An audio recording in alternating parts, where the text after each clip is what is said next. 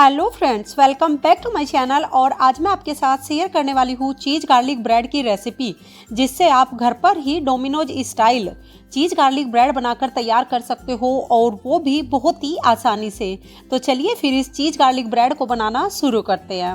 तो चीज़ garlic bread बनाने के लिए सबसे पहले हम ईस्ट को फर्मेंट करेंगे। तो उसके लिए एक बड़े से बाउल में मैं ऐड कर रही हूँ आधा कप लुकवार्म दूध, और अब इस दूध में मैं ऐड करूँगी 2 टीस्पून ड्राई एक्टिव ईस्ट। और ईस्ट को फर्मेंट करने के लिए बहुत ही ज़रूरी है कि हम हल्का गर्म दूध लें, क्योंकि अगर दूध बहुत ज़्यादा गर्म होगा तो फिर ईस्ट अच्छे से फर्मेंट नहीं होगा। और ईस्ट को एक्टिव करने के लिए मैं इसमें ऐड कर रही हूँ 2 टीस्पून चीनी। चीनी डालना बहुत ही ज़रूरी है, इसी से हमारा ईस्ट अच्छा फर्मेंट होगा। और चीनी डालकर मैंने इसको अच्छे से मिक्स कर दिया, और उसके बाद मैंने इसको 10 से 15 मिनट के लिए ऐसे ही छोड़ दिया था। और 10 से 15 मिनट बाद आप देख सकते हो कि ईस्ट बहुत ही अच्छे से एक्टिव हो चुका है। तो अब मैं इसमें ऐड करूंगी थोड़ा सा नमक।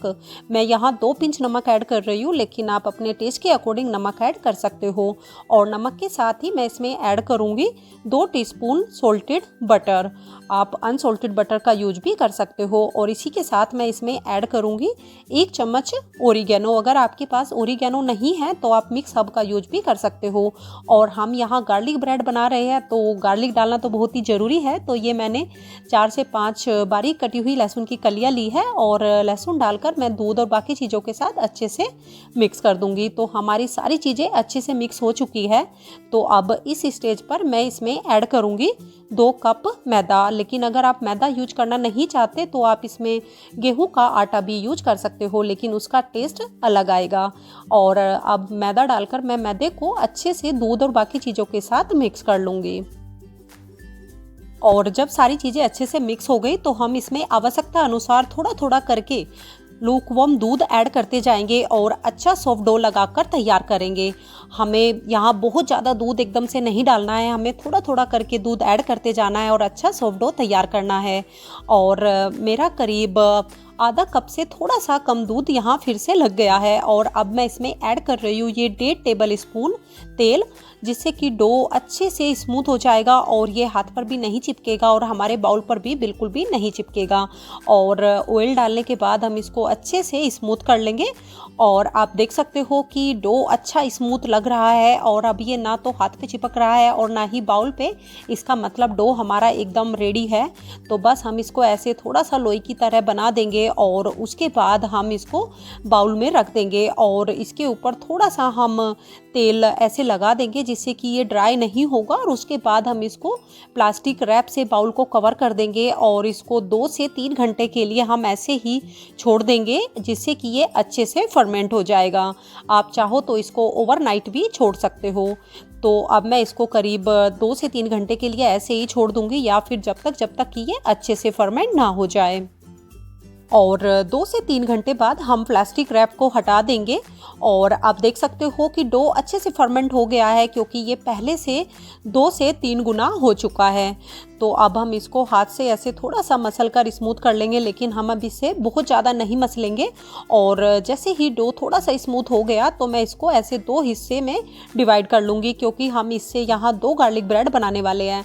लेकिन अगर आप एक गार्लिक ब्रेड बनाना चाहते हो तो मैंने इसमें जो भी सामग्री यूज की है आप उसको आधा यूज करके एक गार्लिक ब्रेड बना सकते हो। और इस एक हिस्से से मैंने अच्छी एक स्मूथ लोई बना ली है, और इसको मैं चॉपिंग बोर्ड या फिर रोलिंग पिन पर रख लूँगी, और इसको ऐसे ही हम हाथ से फैला लेंगे। हमें इसे फैलाने में बेलन की आवश्यकता नहीं है, डो अच्छा स्मूथ है तो ये ऐसे ही फैल जाएगा। और साथ ही में अब ये मैंने आधा कप मेल्टेड बटर लिया है, और इसमें मैं ऐड कर रही हूँ 5 से 6 बारीक कटी हुई लहसुन की कलियाँ, और करीब आधा कप बारीक कटा हुआ हरा धनिया। और साथ ही में मैं इस बाउल में ही अब ऐड करूँगी थोड़ा सा ओरिगेनो।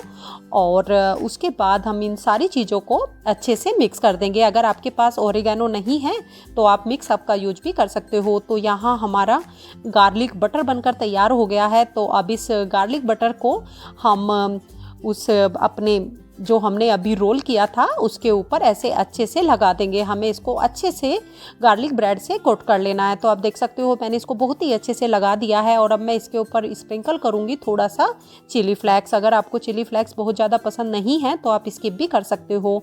और अब मैंने ये आधा कप मोज़रेला चीज़, इसमें से 1/4 कप मैं अभी यूज करूँगी और 1/4 कप हम बाद में दूसरे गार्लिक ब्रेड के लिए यूज करेंगे। लेकिन मोज़रेला चीज़ को आप अपने टेस्ट के अकॉर्डिंग थोड़ा सा कम या ज़्यादा भी कर सकते हो। और चीज़ रखने के बाद मैंने इसको एक साइड से ऐसे उठाते हुए बंद कर दिया और उंगलियों से ऐसे प्रेस करते हुए इसको अच्छे से सेट कर लिया है। और इसके बाद हम इस गार्लिक ब्रेड को बेकिंग ट्रे पर ट्रांसफ़र कर लेंगे। और मैं गार्लिक ब्रेड को ओवन में बेक करने वाली हूँ, लेकिन आप गार्लिक ब्रेड को कुकर या फिर कढ़ाई में भी बेक कर सकते हो। और ट्रे पर रखने के बाद मैं फिर से इसके ऊपर गार्लिक बटर अच्छे से लगा दूंगी और उसके बाद हम इसके ऊपर स्प्रिंकल करेंगे थोड़ा सा चिली फ्लेक्स। और चिली फ्लेक्स स्प्रिंकल करने के बाद हम इस पर नाइफ से ऐसे कट्स लगा देंगे, जिससे कि इसको बेक करने के बाद आसानी से हम ऐसे स्लाइसेस में कट कर सकते हैं। तो मैं ऐसे ही इसके ऊपर अच्छे से कट्स लगा दूंगी, जैसे कि आपने देखा होगा डोमिनोज की जो हम ब्रेड लेकर आते हैं उस पर कैसे अच्छे से कट्स होते हैं और उसकी बहुत ही अच्छे से हम स्लाइस कट कर सकते हैं। तो हमारा पहला गार्लिक ब्रेड बनकर तैयार है। तो अब ऐसे ही मैं दूसरे गार्लिक ब्रेड को भी बनाकर तैयार कर लूँगी। इस गार्लिक ब्रेड को बनाना बहुत ही आसान है, बस हमने जो भी इसमें चीज़ें ली है उनका रेशो हमें सही रखना है। तो हमारा यहाँ दूसरा गार्लिक ब्रेड भी बनकर तैयार हो गया है और अब हम इनको बेक करेंगे। तो मैंने इनको बेक करने के लिए ओवन में रख दिया है और ओवन को मैंने पहले ही 350 डिग्री फ़ारेनहाइट पर प्री हीट कर लिया था। और अब हम इसको 350 डिग्री फ़ारेनहाइट यानी कि 180 डिग्री सेंटीग्रेड पर करीब 15 मिनट के लिए या फिर जब तक ये अच्छे से बेक ना हो जाए बेक करेंगे। तो 15 मिनट बाद आप देख सकते हो ये साइडों से भी हल्का सुनहरी कलर का लग रहा है, इसका मतलब अच्छे से बेक हो गया है। तो हम इसको ओवन से बाहर निकाल लेंगे और सर्विंग प्लेट पर ट्रांसफ़र कर लेंगे। लेकिन इसको सर्व करने से पहले हम स्लाइसिस में कट कर लेंगे और उसके बाद आप इसको अपनी फेवरेट सॉस के साथ सर्व कर सकते हो। और काटने से ही आपको पता चल रहा है कि ये कितना अच्छा क्रिस्पी बनकर तैयार हुआ है। और अभी मैं आपको इसका एक स्लाइस तोड़कर दिखाती हूँ कि ये कितना अच्छा क्रिस्पी चीज़ी और अंदर तक बहुत ही अच्छे से बेक हुआ है। तो आप देख सकते हो कि ये कितना अच्छा बेक हुआ है। तो आप भी इस गार्लिक ब्रेड को बनाइए और आपका गार्लिक ब्रेड कैसा बनता है मुझे ज़रूर बताइएगा। और साथ ही में अगर ये आज की वीडियो आपको अच्छी लगी हो तो इसको लाइक और शेयर और मेरे चैनल को सब्सक्राइब करना भी मत भूलिएगा। तो मैं आपसे मिलती हूँ नेक्स्ट वीडियो में, तब तक के लिए हंसते रहिए, मुस्कुराते रहिए।